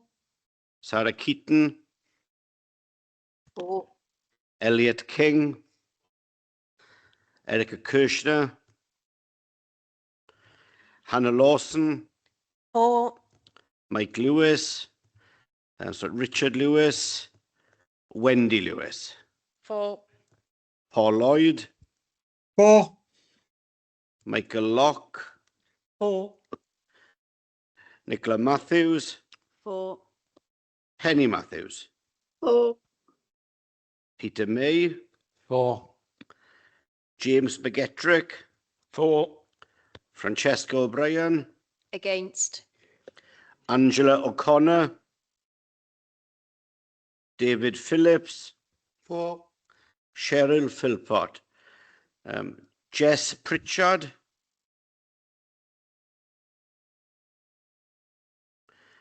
Sam Pritchard, Stuart Rice, For. Kelly Roberts. Okay. Bridget Rowlands,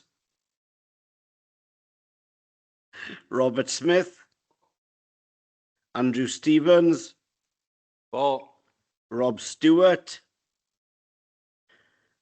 Graham Thomas, Will Thomas, For. Mark Tribe, Gordon Walker, Leslie Walton, For. Mike White, Andrea Williams. For.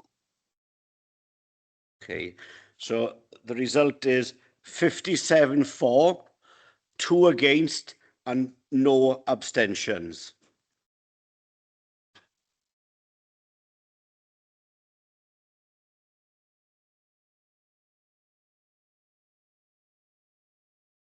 Okay, thank you. We'll move on to the next notice of motion then, and it's from councillors Joe Hale and Chris Evans. I'm not sure which one of you is speaking.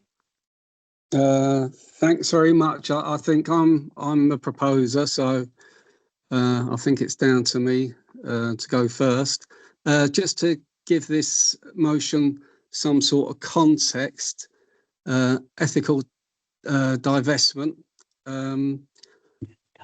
Local authorities and public bodies have a duty to ensure their Councillor Hale, financial... sorry to interrupt you, Sorry. but can you put your camera on, please, when you're speaking? Thank Oh, you. sorry. Sorry. That's okay. Thank you. Yeah, I'll start again. Local authorities and public bodies have a duty to ensure their financial decisions reflect the values of the communities they serve.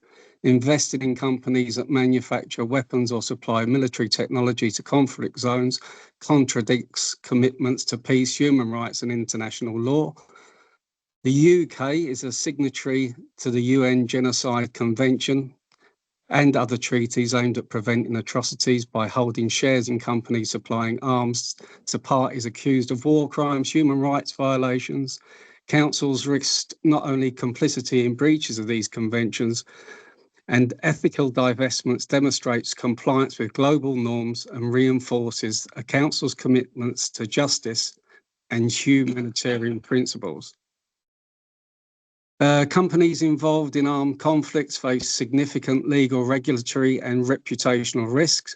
These risks can lead to sanctions, litigation, market vitality, which threaten pension fund stability. Divesting from such firms is not only an ethical choice, but also a prudent financial strategy to safeguard members' pensions against future loss. While taking all that into account, we all have to take into account public opinion. Communities increasingly demand transparency, ethical governance, and numerous councils have already passed motions calling for divestment from fossil fuels and arms manufacturers. Responding to these calls strengthens democratic accountability and positions the council as a leader in responsible investment. And it should be noted that 7 councils in Wales have already taken this decision. There's also positive alternatives that can be invested in. To these sectors are renewable energy, social housing and local infrastructure, delivering both ethical and economic benefits.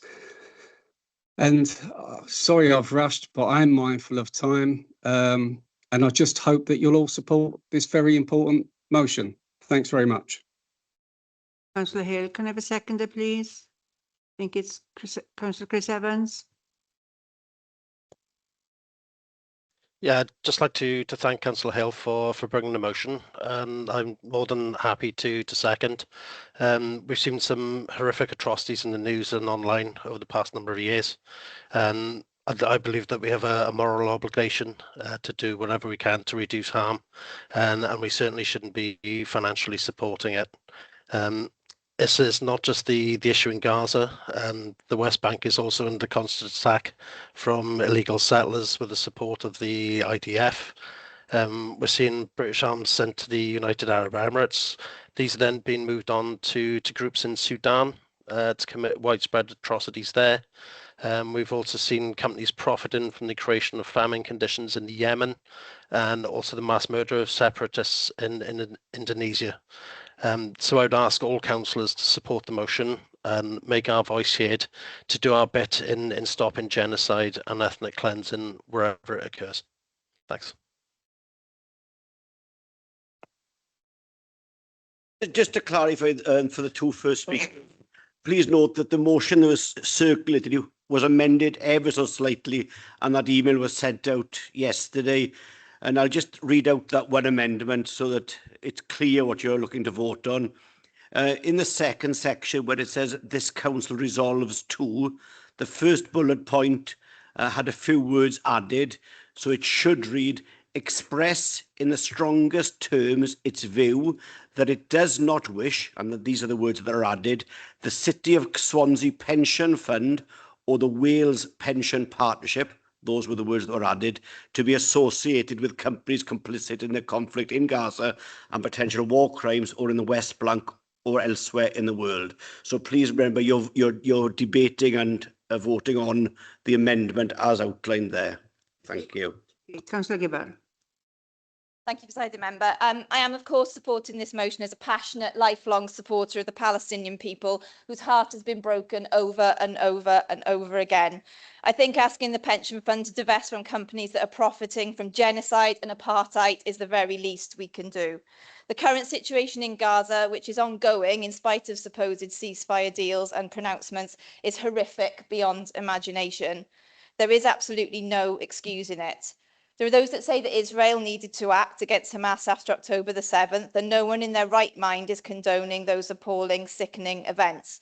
But what the Israeli state has done since is disproportionate by any measure. It's collective punishment. It's a war crime. It's ethnic cleansing. It should be condemned by everyone in the strongest possible terms, and to do anything else is complicity.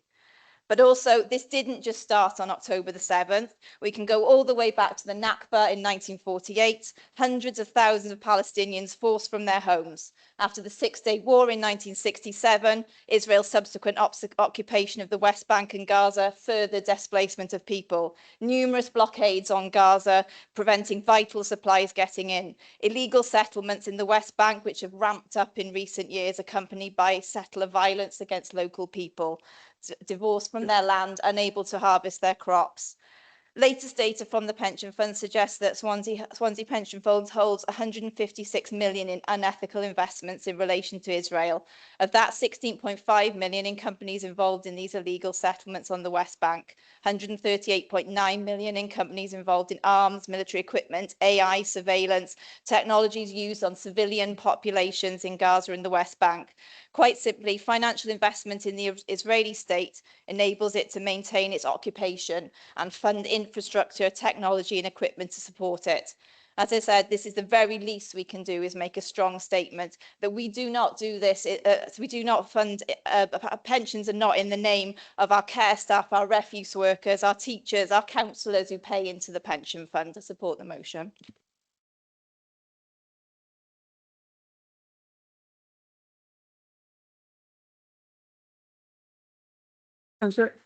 Councillor Rice, please.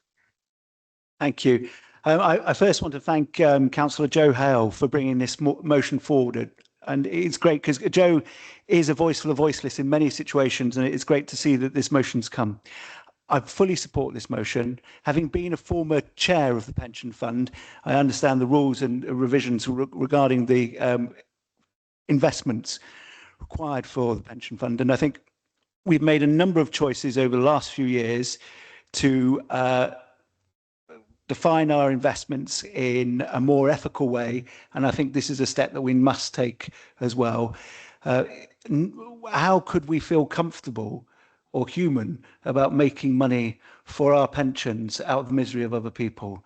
And from my perspective, it's not only the issues in Gaza and the West Bank, it's those in Darfur that Councillor Evans mentioned. We need to have a more ethical stance on pensions. We're in a situation now where the pension is fully funded.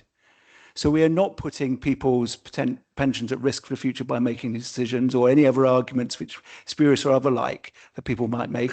This is a decision we can make or suggest to the pension fund that they make. And for that reason, I'm fully support the motion and I urge everybody else to do the same thing.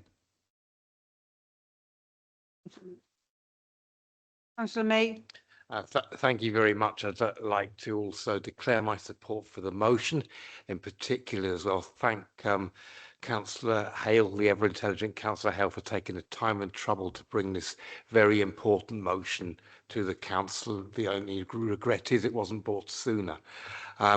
Any financial practices when you're dealing with large amounts of money and even small amounts of money should actually be running in parallel with the values of which the organisation hold.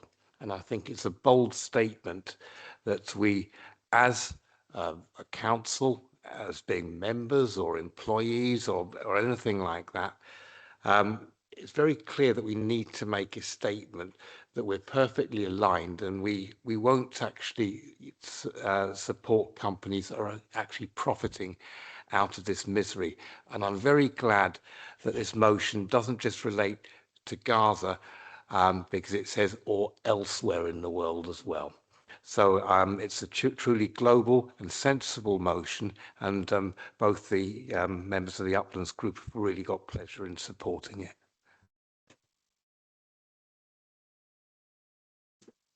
Councillor Thomas. Thanks, Presiding Member.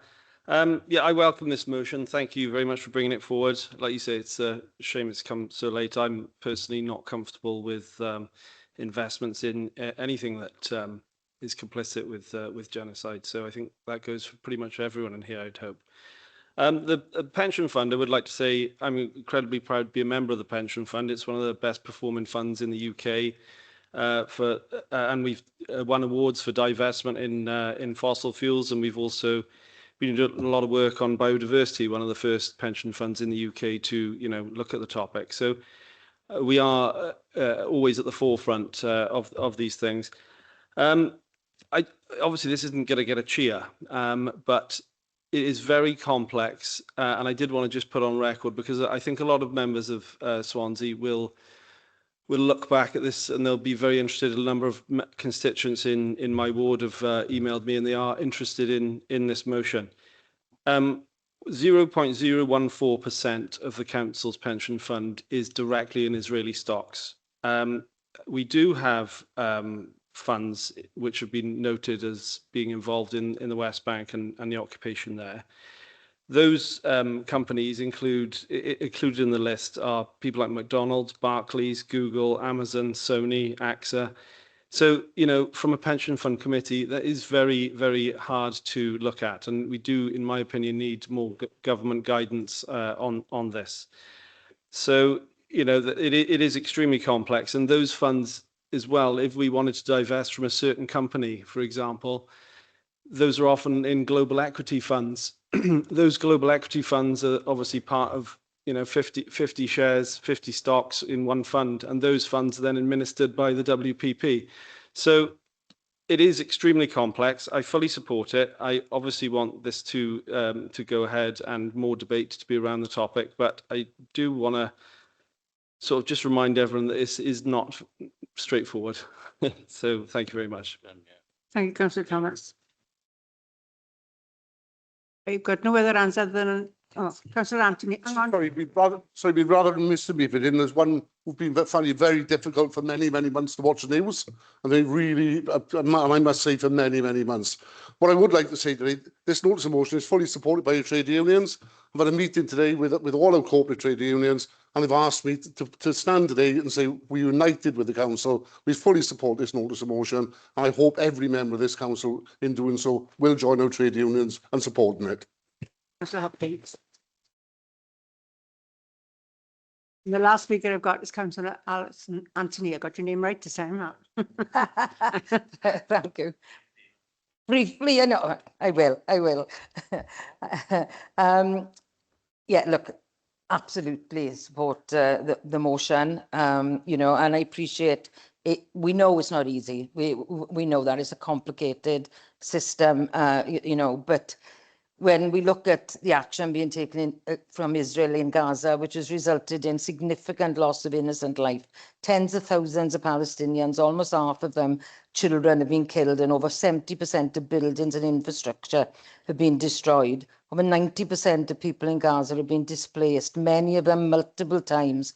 You know, we deplore these ongoing illegal settlements, house demolitions, violent land clearance in the West Bank as a city of sanctuary and a city of human rights. You know, we have to stand in solidarity with the people of Palestine and offer our heartfelt sorrow to Palestinians that are residents here in Swansea who are witnessing the devastation of their families, homes and land. You know, we desperately need, like Louise said, you know, we need this proper ceasefire, not what is going on at the moment. You know, we need comprehensive provision of food and medicine to get into the civilian population, and lasting political and diplomatic solutions. You know, the council knows that, you know, 1 year in England and Wales, like I said, have invested 3.2 billion in companies. Now, we know they are all small companies and we know it's really hard, but we have to make that effort. And even though we don't have control over the pension funds, this council has to make itself politically heard. It has to get across that, like the other councils that have already supported these motions across, you know, so in the end, hopefully, when it goes to the Wales pension partnership, that everybody will be singing from the same hymn book.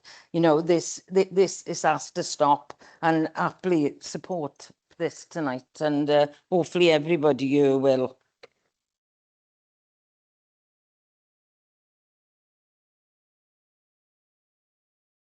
Okay, Councillor Joe Hale, can you sum up, please?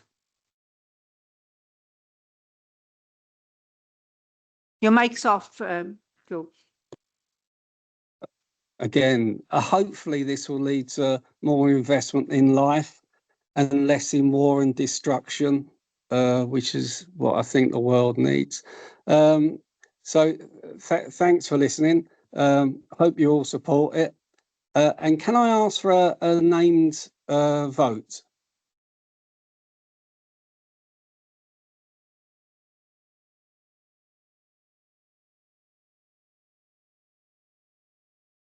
Okay, thank you, Joe. Thank you, Joe. Okay, same principle as earlier. I will read out your name. Please say if you're for, against, or abstain. Cyril Anderson. Alison Anthony. For. Matthew Bailey. Myra Baker. Sam Bennett. For. Patience Bentu. For. Peter Black. For. John Curtis. For. Adam Davis. For. Mike Day is left. Phil Downing. For. Ryland Doyle. Mike Dirk. For. Kerry Evans. For. Chris Evans. For. Mandy Evans. Okay, Tony Fitzgerald. Rebecca Fogarty. For. Nicola Furlong. For. Louise Gibbard. For. Fiona Gordon. For. Kevin Griffiths. Hayley Gwilliam. For. Joe Hale. For. Terry Hennigan. Victoria Holland. For. Chris Holly. For. Paxton Hood Williams. Beverly Hopkins. David Hopkins. For. Linda James, For. Oliver James, Yvonne Jardine, For. Alan Jeffrey, For. David Jenkins, Di Jenkins, sorry, For. Jeff Jones, Lyndon Jones, For. Mary Jones, For. Matthew Jones, For. Susan Jones, For. Sandra Joy, For. Sarah Keaton, For. Elliot King, Erica Kirshner, Hannah Lawson, For. Richard Lewis, Wendy Lewis, For. Paul Lloyd, For. Michael Locke. Left. Nicola Matthews, For. Penny Matthews, For. Peter May, For. James McKettrick, For. Francesca O'Brien, Against. Angela O'Connor, David Phillips, For. Cheryl Philbott, Jess Pritchard, Sam Pritchard, Stuart Rice, Kelly Roberts, Bridget Rowlands, Robert Smith, Andrew Stevens, For. Rob Stewart, Graham Thomas, Will Thomas, For. Mark Tribe, Gordon Walker, Leslie Walton, For. Mike White, For. Andrea Williams. She gone as well. So the result for that is 54 for, 1 against, and no abstentions. Okay.